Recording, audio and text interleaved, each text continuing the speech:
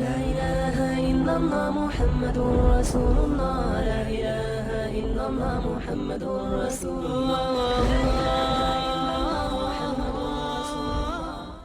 جناب رسول اللہ صلی اللہ علیہ وسلم نے اپنی زندگی میں ایک مرتبہ حج کیا ہے اور امت کے اوپر بھی لازم کر دیا کہ اپنی زندگی میں ایک مرتبہ جب تمہارے پاس وسعت ہو تو ایک مرتبہ زندگی میں تمہیں بھی تمہارے اوپر بھی حج کرنا کیا ہے؟ لازم اور فرض ہے۔ جناب رسول اللہ صلی اللہ علیہ وسلم جب خطبہ دینا شروع فرمایا تو رسول اللہ صلی اللہ علیہ وسلم نے اپنی 23 سالہ زندگی کا نچوڑ بیان کیا۔ 23 سالہ جو محنت کی تھی نا اس کا نچوڑ بیان کر رہے ہیں، اور بات شروع کہاں سے کر رہے ہیں کہ یا ایھا الناس انی لا ارانی و ایاکم نجتمع فی ہذہ المجلس ابدا۔ فرمایا کہ اے لوگوں، اب مجھے لگتا ہے کہ آج کے بعد کبھی ہم اس مجلس میں اکٹھا نہیں ہوں گے۔ ایک اطلاع دینی تھی کہ میری جانے کا وقت آ گیا، یہ جو حج کا مہینہ ہے، یہ جو حج کا دن ہے، یہ آج کے بعد تمہیں میرے ساتھ نصیب نہیں ہوگا۔ اتنی بڑی بات کہہ دی، اور اس کے بعد پہلا جملہ جو میرے آقا حضرت محمد مصطفیٰ صلی اللہ علیہ وسلم کی زبان مبارک سے نکلا وہ کیا تھا؟ ان دماءکم واموالکم واعراضکم حرام علیکم کحرمت یومکم ھذا فی بلدکم ھذا فی شہرکم ھذا۔ کہا جیسے یہ آج عرفہ کا دن حرمت والا ہے، جیسے یہ مکہ کی زمین حرمت والی ہے، جیسے یہ ذی الحجہ کا مہینہ حرمت والا ہے، اسی طرح ہر مومن کی جان، ہر مومن کا مال، ہر مومن کی عزت حرمت والی ہے۔ خطبہ شروع فرما رہے ہیں، اپنے جانے کی اطلاع دے رہے ہیں کہ ہو سکتا ہے میں اور تم دوبارہ نہ ملیں، اور اس کے بعد جو پہلا جملہ فرمایا کہ کہا کہ تمام مومنین کی جان، تمام مومنین کی عزت، تمام مومنین کا مال تم پر حرام ہے، حرام ہے۔ اور جان سے کیا مراد ہے؟ فرمایا کہ اگر کسی شخص نے ایک انسان کو قتل کیا تو یہ قتل کرنا ایسے ہے کہ اس نے پوری انسانیت کا قتل کر دیا، ایک انسان کا قتل کرنا۔ اور دوسری چیز کیا ہے؟ مال کے حوالے سے فرمایا کہ اگر کسی نے کسی شخص کی ایک بالشت زمین بھی قبضہ کر لی، کتنی؟ ایک بالشت، کہا کہ کل قیامت کے دن اس کی گردن پہ 7 زمینوں کو توق بنا کر ڈالا جائے گا، 7 زمینوں کو توق بنا کر ڈالا جائے گا۔ اور میرے حبیب اس شخص کا جنازہ نہیں پڑھاتے تھے کہ جو مقروض ہوا کرتا تھا۔ کسی صحابی نے کہا یا رسول اللہ فلاں صحابی کا انتقال ہوا ہے، اس کا جنازہ پڑھا دیں، تو رسول اللہ صلی اللہ علیہ وسلم پہلا جملہ یہ ارشاد فرماتے، کیا وہ شخص مقروض تو نہیں ہے؟ کیا وہ مقروض تو نہیں ہے؟ کسی کے پیسے تو دبائے ہوئے نہیں ہیں، کسی کا مال تو دبایا ہوا نہیں ہے؟ تو اگر پتہ لگتا کہ ہاں اس نے فلانے کے پیسے دینے ہیں تو رسول اللہ صلی اللہ علیہ وسلم کہتے کہ میں اس کی نماز جنازہ نہیں پڑھاتا، جاؤ خود اس کی نماز جنازہ پڑھ لو، خود جاؤ اس کی نماز جنازہ پڑھ لو۔ تو فرمایا کہ دوسرے مومن کا مال بھی تمہارے اوپر حرام ہے۔ اور تیسری چیز کہا مومن کی عزت بھی تمہارے اوپر حرام ہے۔ کسی مومن کو بے عزت کرنا، کسی کو ذلیل کرنا، کسی کو رسوا کرنا، یہ بھی بہت برا عمل ہے۔ اور جناب رسول اللہ نے فرمایا حرمت المؤمن ارجع الحرمت الکعبہ، کہ مومن کی عزت، مومن کی آبرو کعبے کی عزت اور آبرو سے بڑھ کر ہے۔ یعنی کوئی آدمی کعبے کو گرا دیتا ہے، نعوذ باللہ من ذالک، کعبے کو کیا کرتا ہے؟ ڈھا دیتا ہے، جو ہے نا اس کو مسمار کر دیتا ہے، تو یہ اتنا بڑا گناہ نہیں ہے جتنا بڑا گناہ کسی مومن کی عزت پر حملہ کرنا ہے، کسی مومن کو تکلیف دینا ہے۔ تو فرمایا کہ 3 چیزیں تمہارے اوپر حرام ہیں: مومن کا مال، مومن کی جان اور مومن کی عزت تمہارے اوپر حرام ہے۔ اور دوسرا جملہ جناب رسول اللہ صلی اللہ علیہ وسلم نے ارشاد فرمایا: الا کل شیء من امر الجاہلیت تحت قدمی موضوع، کہ جاہلیت کے تمام رسموں کو، جاہلیت کے تمام قانونوں کو میں اپنے قدم کے نیچے رون ڈالتا ہوں۔ کہا کہ میرے چچا حضرت عباس بن عبد المطلب نے کو لوگوں نے جو سود دینا ہے، آج کے دن، آج حجۃ الوداع کے دن، وہ سود میں اپنے تمام لوگوں کو معاف کرتا ہوں، وہ سود معاف کرتا ہوں۔ اور یاد رکھنا، سود کے حوالے سے میرے حبیب نے یہ فرمایا تھا کہ 1 مرتبہ سود کھانا وہ اپنی ماں کے ساتھ 36 مرتبہ زنا کرنے کے مترادف ہے۔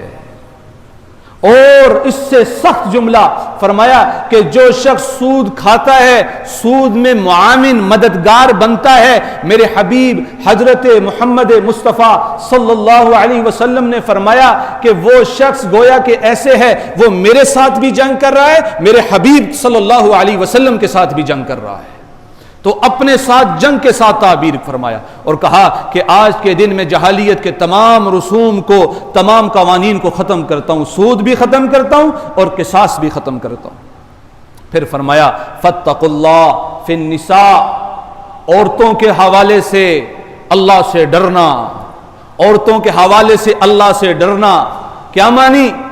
کیا مانی؟ عورتوں سے کہا کہ عورتیں ایسے مرد کو اپنے گھر داخل نہ ہونے دینا کہ جسے تیرا خاوند پسند نہ کرتا ہو، اور مردوں سے کہا کہ ان کا تمہارے اوپر جو ان کا نان و نفقہ لازم ہے وہ پورا ادا کرنا۔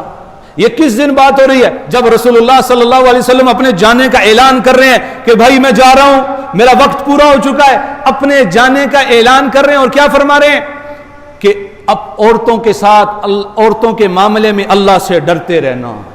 بعض اوقات ایسے ہوتا ہے، کچھ آیات پڑھی جاتی ہیں کہ اللہ نے عورتوں کے اوپر مردوں کو حاکم بنایا ہے، تو مرد سمجھتے ہیں کہ عورتیں ہماری کیا ہیں؟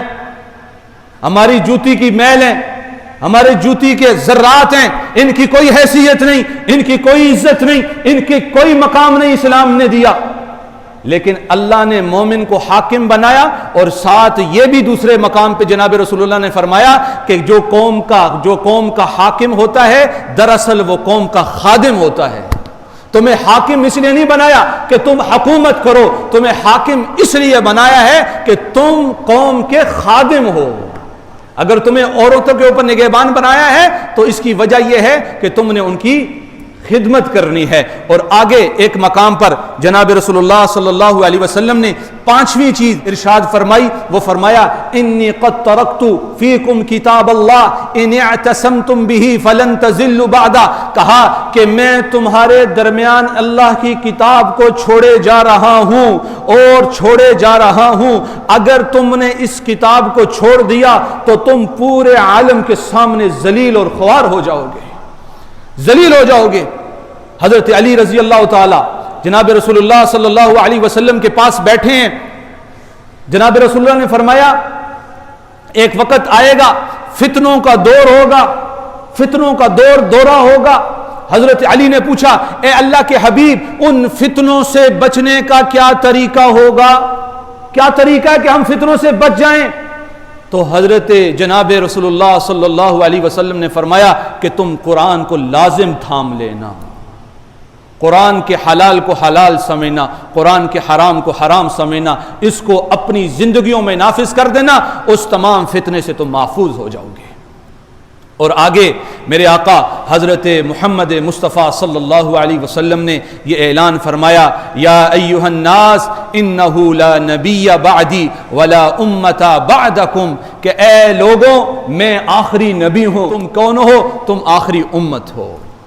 میرے بعد کسی نبی نے نہیں آنا اور تمہارے بعد کسی امت نے نہیں آنا. اور اس حدیث کو پڑھ کر رسول اللہ صلی اللہ علیہ وسلم نے ختم نبوت کی اوپر مہر لگا دی کہ آج کے بعد کہ کوئی بھی اگر نبوت کا دعویٰ کرتا ہے وہ جھوٹا تو ہو سکتا ہے, وہ مکار تو ہو سکتا ہے, وہ دجال تو ہو سکتا ہے, وہ نبی نہیں ہو سکتا. اور اس کے بعد میرے آقا حضرت محمد مصطفیٰ صلی اللہ علیہ وسلم نے فرمایا, صحابہ سے پوچھا کیا حل بلغت, کیا میں نے دین پہنچا دیا؟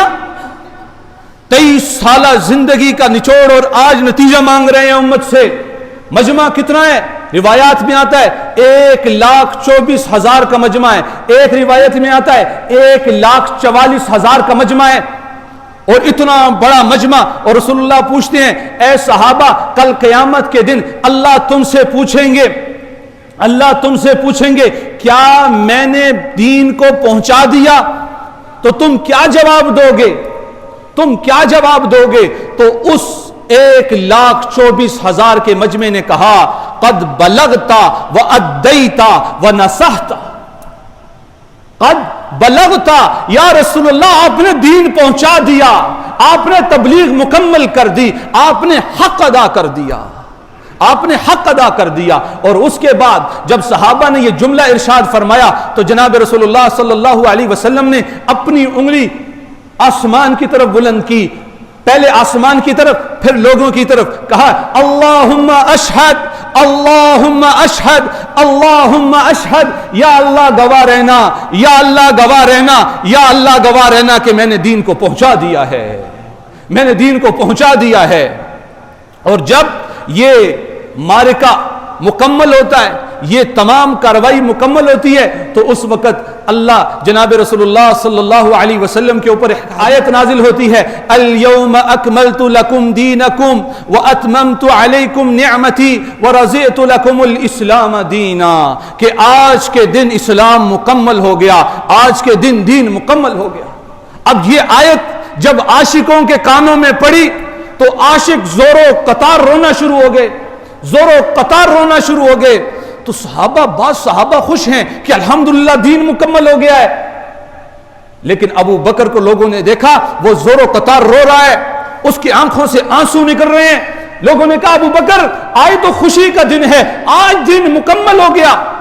ابو بکر نے کہا ہاں دین تو مکمل ہو گیا, لیکن ساتھ ہی ساتھ میرے حبیب کے جانے کی خبر بھی اس آیت سے مل رہی ہے کہ جناب رسول اللہ فرما رہے ہیں کہ جب کام مکمل ہو گیا تو اب میرے جانے کا وقت آ گیا. کہ یاد رکھنا تو کنتم خیر امت اخرجت للناس, تم بہترین امت ہو, تم لوگوں کے لیے نکالے گئے ہو, تمہارے اوپر ذمہ داری ہے یہ دین آگے پہنچانا ہے. حضرت عقبہ بن نافع رضی اللہ تعالی عنہ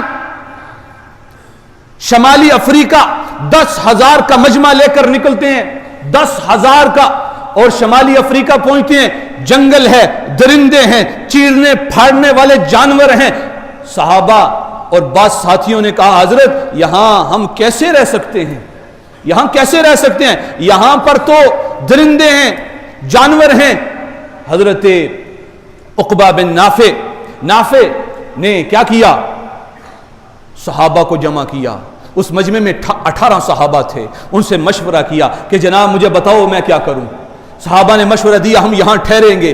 10,000 کا مجمع وہاں ٹھہرا, اور حضرت عقبہ بن نافع نے جنگل کے درندوں کو مخاطب کرتے ہوئے کہا کہ آج یہاں پر محمد کے غلام آ گئے ہیں, تم یہاں سے کوچ کر جاؤ. اور پھر لوگوں نے دیکھا کہ وہ جانور اپنے بچوں کو منہ میں دبا کر اس جنگل سے نکلنا شروع ہوئے, اور اس جنگل کے کنارے پر بحر ظلمات تھا, بہت بڑا سمندر تھا. حضرت عقبہ بن نافع نے اپنے گھوڑے کے پاؤں اس سمندر میں ڈالے اور کہا کہ یا رب, اے اللہ گواہ رہنا, اگر میرا گھوڑا اس سے آگے بھی جاتا تو میں تیرے دین کو پہنچانے کے لیے اس سے آگے بھی کود پڑتا.